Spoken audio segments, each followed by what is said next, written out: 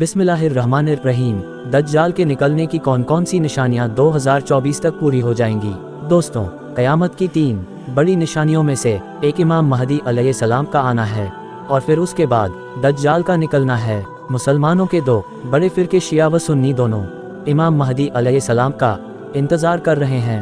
बस सिर्फ फ़र्क इतना है कि शियों के मुताबिक इमाम महदी अलैहिस्सलाम पैदा हो चुके हैं, मगर इन्हें एक गार के अंदर दुनिया की नज़रों से छुपा दिया गया है, जो कि 1200 साल से इस गार में मौजूद हैं और बहुत जल्द ही वो ज़ाहिर होंगे। जबकि सुन्नी मुसलमानों के दावे के मुताबिक इमाम महदी अलैहिस्सलाम मदीना शरीफ में पैदा होकर जवान होंगे। उनका नाम मोहम्मद होगा, वालिद का नाम अब्दुल्ला और वालिदा का नाम आमिना होगा। इमाम महदी अलैहिस्सलाम का जिक्र कुरान में तो नहीं मिलता, लेकिन हदीस की किताबों में इमाम महदी अलैहिस्सलाम का जिक्र बहुत ज़्यादा मिलता है। हुजूर ने फरमाया कि क़यामत उस वक्त तक कायम नहीं हो सकती जब तक मेरे अहले बैत में से एक शख्स की हुकूमत पूरी दुनिया पर ना कायम हो जाए।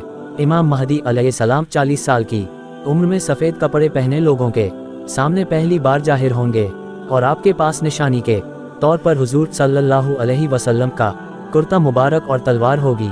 हदीस के मुताबिक इमाम महदी अलैहिस्सलाम उस वक्त ज़ाहिर होंगे जब मक्का में मुसलमानों के बीच एक बहुत बड़ा झगड़ा होने वाला होगा। उसकी तफसील कुछ इस तरह है कि हज के दिनों एक सऊदी बादशाह अचानक कत्ल हो जाएगा कि जिसको लेकर झगड़ा इतना बढ़ेगा कि मुसलमान आपस में ही लड़ने लगेंगे और मक्का के बाहर एक जगह पर बहुत ज़्यादा लड़ाई झगड़ा हो रहा होगा।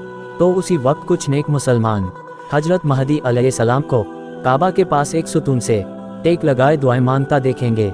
उन्हें देखते ही मुसलमान पहचान लेंगे कि ये वही इमाम महदी अलैहिस्सलाम हैं कि जिनके जिक्र हदीस की किताबों में मिलता है, और फिर सभी उनके हाथों पर बैत करके मुसलमानों के बीच होने वाली जंग को रफा दफा करेंगे।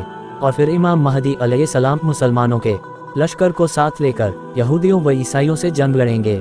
दोस्तों, आज हजरत महदी अलैहिस्सलाम के आने की तकरीबन सभी निशानियां पूरी हो चुकी हैं। अगर आप आज से सिर्फ 10 साल पीछे जाएं और वक्त का जायज़ा लें तो इमाम महदी अलैहिस्सलाम के आने की जितनी निशानियां इन 10 सालों में पूरी हुई हैं, उससे पहले कभी भी इतनी निशानियां पूरी होती नज़र नहीं आई।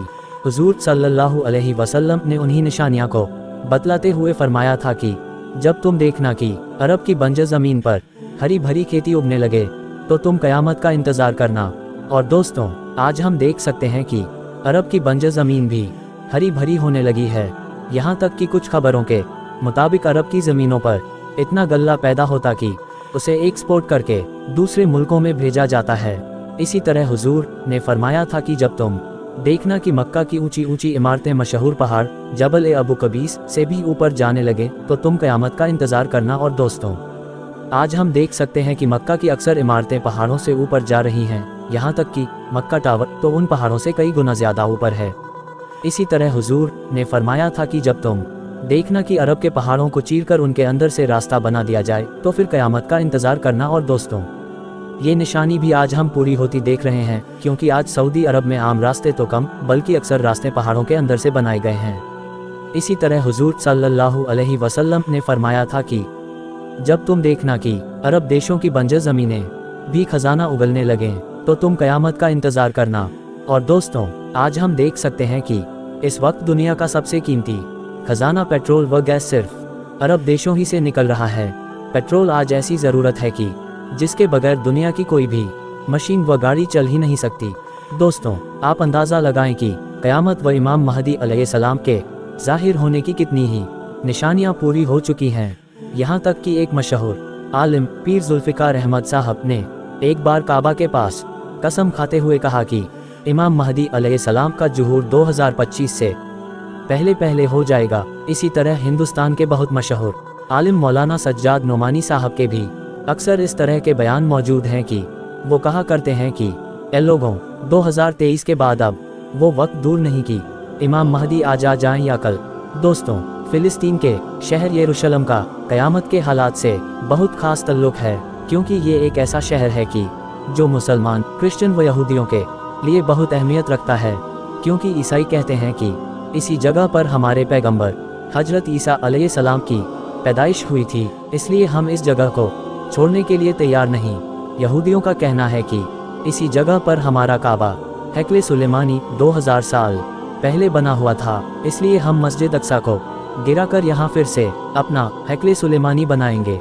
और मुसलमानों के लिए ये जगह मक्का व मदीना के बाद सबसे मुक़द्दस जगह है, क्योंकि ये मुसलमानों का पहला किबला था। लेकिन हदीस के मुताबिक क़यामत से पहले इस जगह से फ़लस्तीनियों को बेदखल करके मस्जिद अक्सा को शहीद किया जाएगा, और उसके बाद यहूदी लोग अपना हैकले सुलेमानी बनवाएंगे कि जिसकी वजह से मुसलमान और दूसरी कौमों के बीच तीसरी जंग अज़ीम की शुरुआत हो जाएगी, कि जिसकी क़यादत इमाम महदी अलैहिस्सलाम करेंगे। उस जंग के बारे में हुज़ूर सल्लल्लाहु अलैहि वसल्लम ने फरमाया था कि वो जंग ऐसी होगी कि जिसमें इतने ज़्यादा लोग कत्ल होंगे कि अगर एक बाप के 100 लड़के भी होंगे तो उसमें से 99 कत्ल कर दिए जाएंगे और सिर्फ एक ही बचेगा।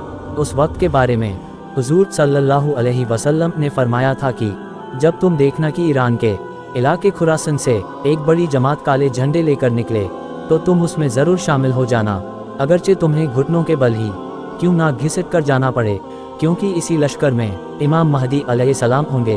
वो एक ऐसा ताकतवर लश्कर होगा कि जिसे दुश्मन की फ़ौज भी रोक ना पाएंगे, और वो इलाकों को फतह करते करते अपना झंडा जाकर इलिया मतलब फ़िलिस्तीन के शहर यरूशलेम में नस्ब करेंगे, और फिर यहूदियों के साथ एक खास जंग की शुरुआत होगी।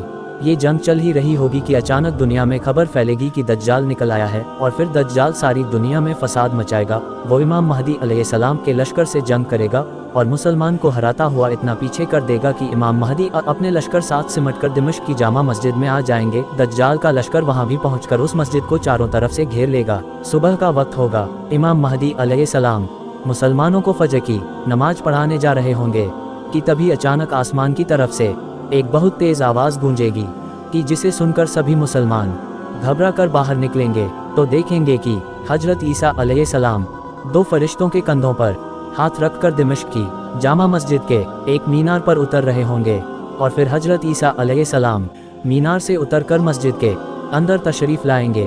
तो इमाम महदी अलैहिस्सलाम हजरत ईसा अलैहिस्सलाम से कहेंगे कि आप मुसलमानों को फजर की नमाज पढ़ाएं, तो हजरत ईसा अलैहिस्सलाम नमाज पढ़ाने से इनकार कर देंगे।